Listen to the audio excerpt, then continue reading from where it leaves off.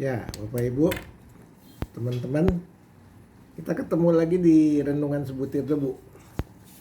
Pada kesempatan ini saya ingin mengajak teman-teman sekalian untuk kita sama-sama merenungkan kenapa sih kita suka sakit hati. Ya, sakit hati.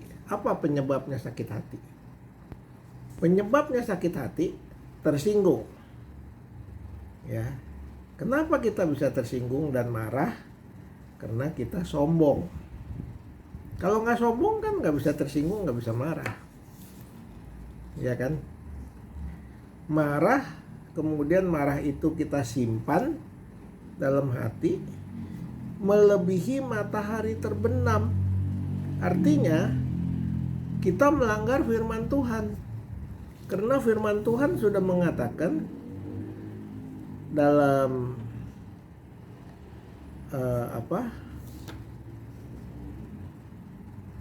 Efesus 4, dalam Efesus 4 ayat 26 itu firman Tuhan mengatakan, apabila kamu menjadi marah, janganlah kamu berbuat dosa.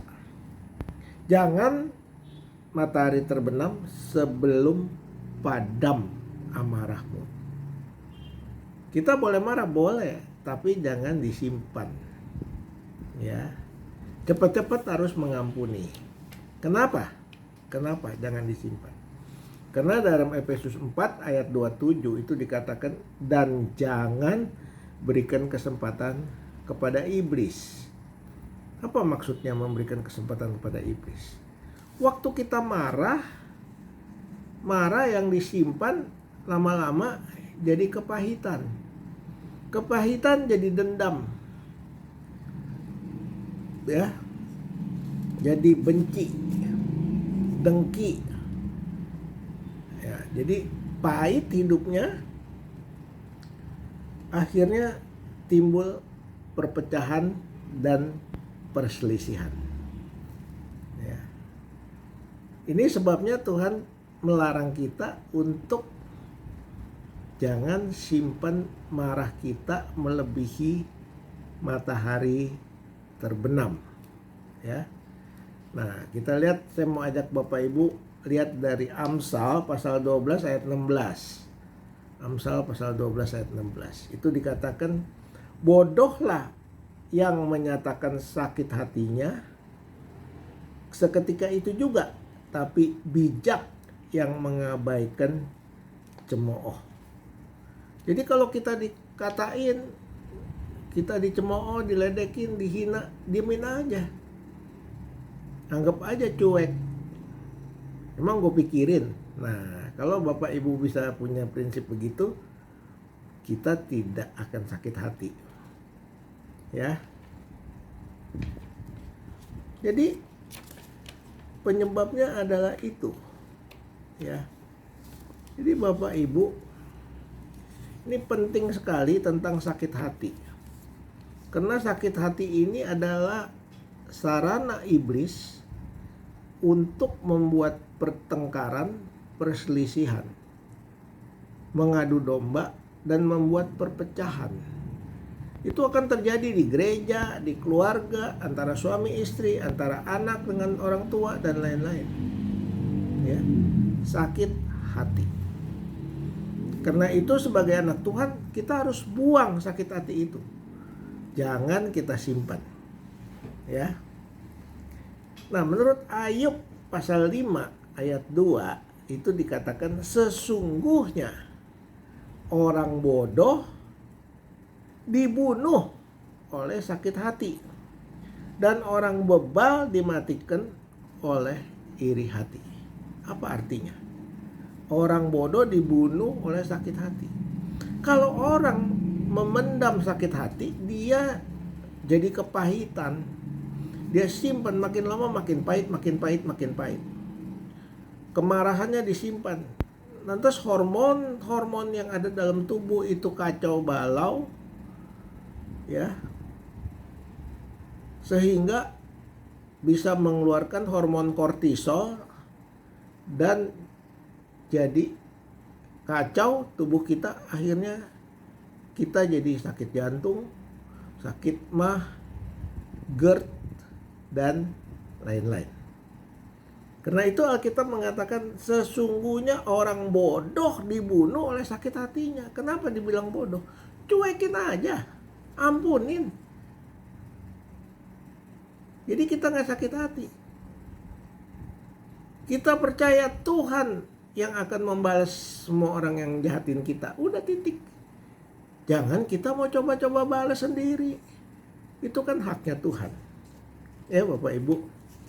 Nah, dalam Ayub pasal 21 ayat 25 dikatakan lagi, yang lain mati dengan sakit hati, dengan tidak pernah merasakan kenikmatan.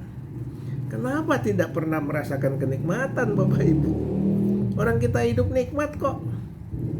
Karena kita memendam amarah, menyimpannya melewati matahari terbenam.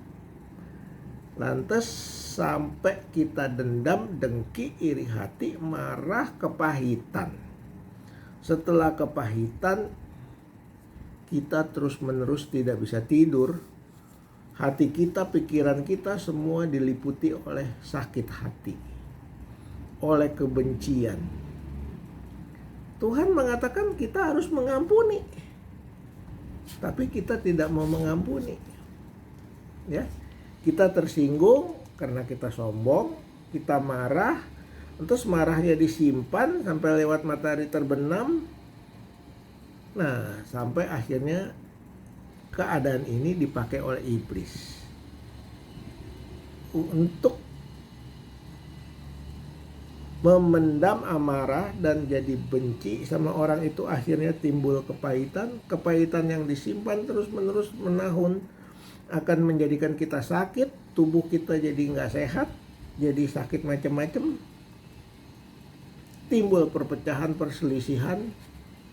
Mungkin karena sakit hati kita jadi bisa membunuh, ya, bisa membunuh orang. Jadi Bapak Ibu, hati-hati kalau kita jadi anak Tuhan. Taat 100% pada seluruh firman Tuhan. Tuhan mengatakan jangan simpan amarahmu sebelum matahari terbenam. Mesti udah hapus. Udah lupakan. Ampuni. Karena Tuhan bilang, aku yang berhak membalas. Aku yang akan membalas musuh-musuhmu. Jadi jangan kita ngambil-ngambil haknya Tuhan. Lepasin aja ke Tuhan. Biar Tuhan yang bekerja. Tapi jangan minta Tuhan hajar musuh kita. Itu namanya masih sakit hati, masih dendam, masih ingin membalas. Yang penting istilahnya cuekin aja. Cuekin. Kita taat pada firman, jangan simpan amarah, jangan sampai timbul kepahitan, sehingga tubuh kita sehat. Hati yang gembira adalah obat. Tuhan bilang gitu kan. Tapi kalau kita simpan sakit hati, kita simpan kemarahan, kita simpan dendam, kepahitan, bagaimana kita bisa gembira? Tentu hati kita kesel terus, sedih terus, akhirnya memancar di mukanya jadi kusut. Ya Bapak Ibu. Jadi sebagai anak-anak Tuhan, lepaskan pengampunan. Jangan simpan amarahmu melebihi matahari terbenam. Supaya hidup kamu sehat, bahagia di dalam pimpinan Tuhan. Sehat bahagia karena hati yang gembira adalah obat yang manjur. Tapi hati yang sedih dan penuh kepahitan menimbulkan berbagai macam penyakit. Kenapa sekarang banyak orang GERD? Karena hatinya kepahitan terus. Karena hatinya tidak bisa menerima keadaan, sehingga dia terus-menerus punya hati yang tidak bersuka cita. Ya.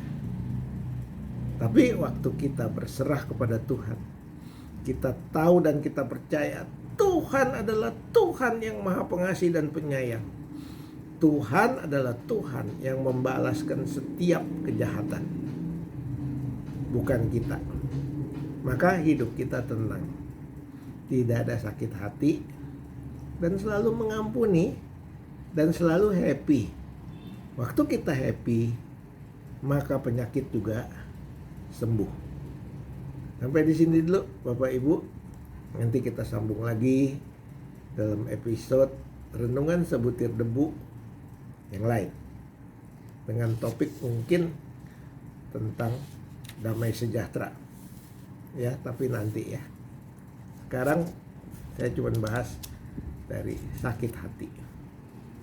Jangan lupa klik subscribe dan share, supaya makin hari makin banyak orang mengerti firman Tuhan dan berani percaya dan melakukan segala perintah Tuhan, supaya hidup kita bahagia. Tuhan memberkati. Semoga Bapak Ibu bisa mendapatkan manfaat.